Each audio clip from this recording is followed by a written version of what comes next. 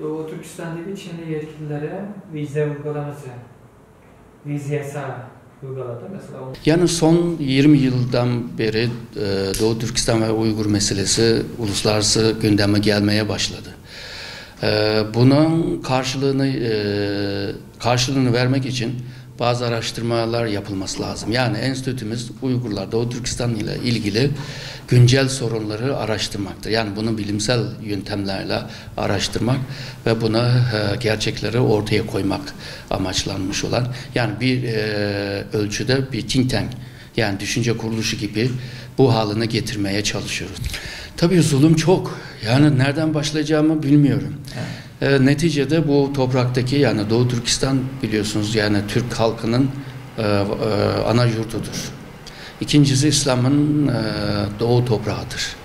Yani bu topraktan Uygurları kaldırmak veya Doğu Türkistanlıları buradan yok etmek Çin'in bir amacıdır. Dolayısıyla hem siyasi anlamda seni merkezden uzaklaştırıyor, hem ekonomi anlamda seni mahrum bırakıyor, hem de dini ve itikat konusunda ve kültürel konusunda sana bir dizi baskılar yapılıyor. En bariz bir örnek şu anda gündemde olan bu kamp meselesi, yani Uygurcası Caza kamp. O kampta bir sürü toplumdan gelen münevverler, toplumdan önde gelen şahslar ve biraz milli, biraz dini özelliği olan kişiler hepsi içeride. Yani bir neslini ortadan kaldırmaya çalışıyor. Onun yanında onların çocuklarını da başka bir kampa götürerek o çocukları Çinileştirmeye çalışıyor. Allah'ın yerine sen Çin'i seveceksin, İslam'ın yerine Çin İslam'ını seveceksin ve İslam'ın bazı kültürel boyutları var, Müslümanların ki yaşam tarzları var, onu da Araplaşmadan uzaklaştırmak gibi böyle bir baskılar var. Hem dininden, örf adetten, her yönden bir baskı var. Bu baskının uygulamaları da çeşitlidir. Hapise atılır, idam edilir, müebbete mahkum eder. Demin bahsettiğim kamplarda bunu uygular ve o kampta sağ çıktıysa çıktı, yoksa ölü olarak çıkıyor. Neticede burada bir asimilasyon politika söz konusu. Bu topraktan bizi tamamen yok etmeye çalışıyor. Şu anda bazıları sadece bir çalışma kampı, yani eğitim kampından bahsediyor. Orada belki 1 milyon civarında olabilir ama bu uygulamaya bakmamız lazım. Bu uygulamanın bir kısmı kamptır. Bir kısmı hapistir. Yine bir kısmı ise hafta sonu aileyle görüşebilecek bir eğitim kamptır. Bunları toplasak 3 milyon civarında. Basit şekilde söyleyelim. Örneğin bir Türk kızı var, Çinli bir genç, onunla evlenmek istiyor. Kız tabii kabul etmez, çünkü Müslüman kendisi. Şimdi size der ki sen teröristsin, onun için evlenmiyorsun. Teröristsin dedi mi hemen bunun işi ya kamptır ya da hapistir. Mesela bir örnekte kız da evlenmeyince sonra bunlar ailece terörist diye kızı eğiten de babası da annesi diye babası annesini de almışlar. Kız babası annesini kurtarmak için Çinli ile evlenmek zorunda kalıyor. Ve böylece babasını annesini de bırakmıyor ama bu evlilik gerçekleşiyor. Bu tür şeyler baskı var. Yani teşvik de var. Uygur kızlarla evlenin. Sonra sana falan bir miktarda para. Ondan sonra daire yani. Ondan sonra bazı şeyler hayattaki kolaylık imkanları sağlıyor. Bu tür teşviklerle bizim buradaki nüfus dengesini bozmaya çalışıyor mesela bu tür. Mesela örneklerde bir balıkçı, bir Uygur vardı. Çinliler balığını çalmış. Sonra Çinlilerle kavga etmiş. Çinliler önce karakola gidiyor, biz de dövdü diye, teröristler diye. Şimdi bu balıkçı 2 tane balıkçını yakalıyor, hapise atıyor. Çinli dövmüşsün. Dövmek terörizmdir diye. Her gelen kişinin terörist diye iddia edebiliyor. Yani bu damganı vurduktan sonra sen başka bir şey de yapamazsın yani. Yani kurtulamazsın bundan. Bunun dışında mesela okulda artık öğrencilerin oruç tutmasını, İslami geleneklerini hiçbirini yaptırmaz artık. Oruç döneminde kontrol eder. Çocukları sorar, baban annen gece kalkıyor mu, yemek yiyor mu şeklinde. Bu tür şeyler, baskılar var. Ve kreşten itibaren Çinlileştirme. Yani Çinlilerin kıyafetini giydiriyor. Çinlilerin o tüylü kalem var, onu kullandırıyor. Çinliler gibi bu eski Çince'yi ezberletmeye çalışıyor. Bugün Çinliler kendisi bile yapmıyor bunu. Yani ruh bakımında, bu seninki manevi bakımında, maddi bakımında her yönde seni mahrum bırakıp sonra Çin'le bağlamak, yani Çinlileştirmeye çalışıyor. Demin de bahsettim bir Çin İslami diye. İslam zaten tektir biliyorsunuz. Ama Çin İslami diye bir İslam yaratmaya çalışıyor. Aslında İslam'ına da zarar veriyor. Müslümanlığını Arap geleneği diye bu İslam'ın uygulamalarının hepsini kaldırmaya çalışıyor.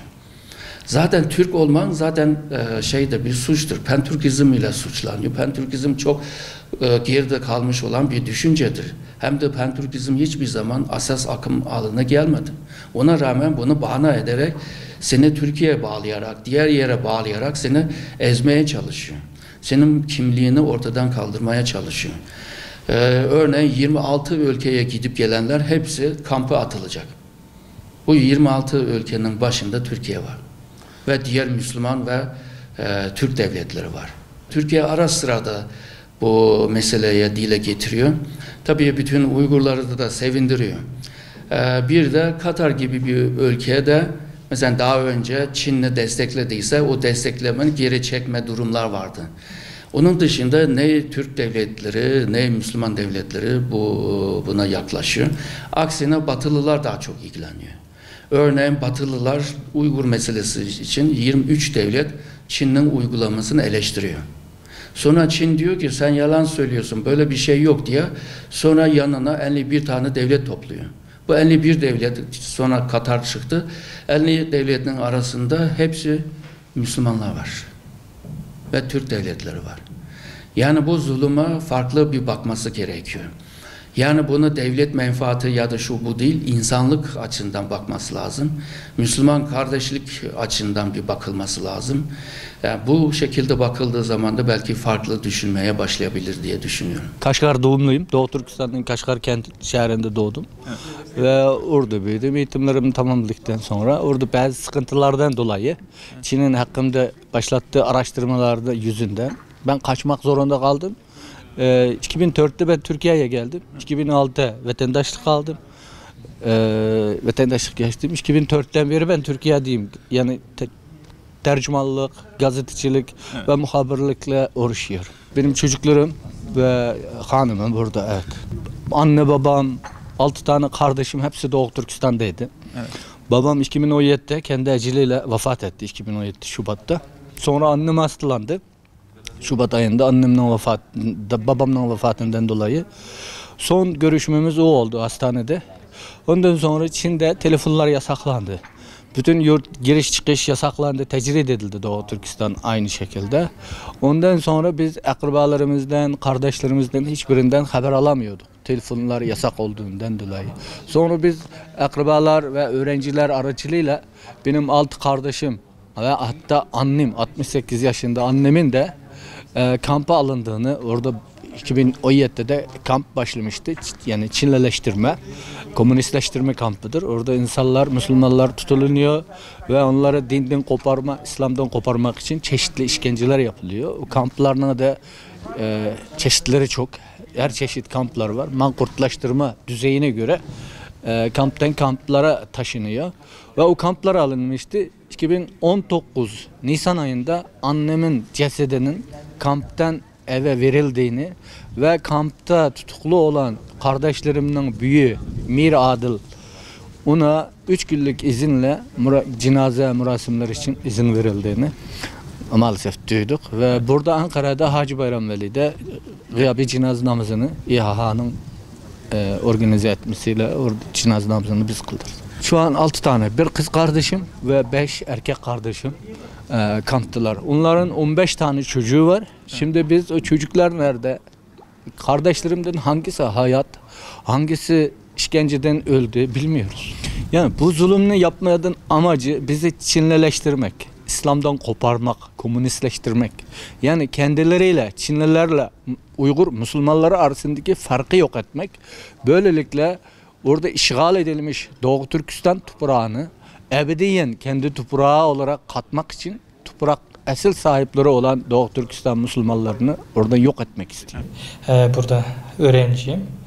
Ben 2014 Türkiye'ye geldim. Şu an bir yaklaşık 5 senedir buradayım. Şu an ailem, akrabalarım hepsi Doğu Türkistan'da, bir tek ben buradayım. 2017 Mart'tan, Nisan'dan sonra pek hiç haber alamadım. Kampta mı dışarıda mı bilmiyorum ama muhtemeller herhalde kamptadır diye düşünüyorum. Konuşmaya çalıştım, haber almaya, ama maalesef bir haber alamadım yani. Bu sadece benim olduğum bir durum değil. Birçok benim gibi öğrenciler, Doğu Türkistan'da öğrenciler var. Birçok kişi de ailesinden hiçbir haber alamıyor. Yani mesela Çin Büyükelçiliğine gidenler de var. Ailemden haber alamıyor diye. Ben yakında benim gördüğüm bir haberde Çin Büyükelçisi diyor, senin ailen seninle görüşmek istemiyor diye bir yanıt veriyor. Yani bir ailesi niye görüşmek istemesin ki? Orada onlara baskı yapmasa böyle bir şey olmaz yani diye düşünüyorum. Benim gibiler pek çok, yani ben sadece bir örneğim.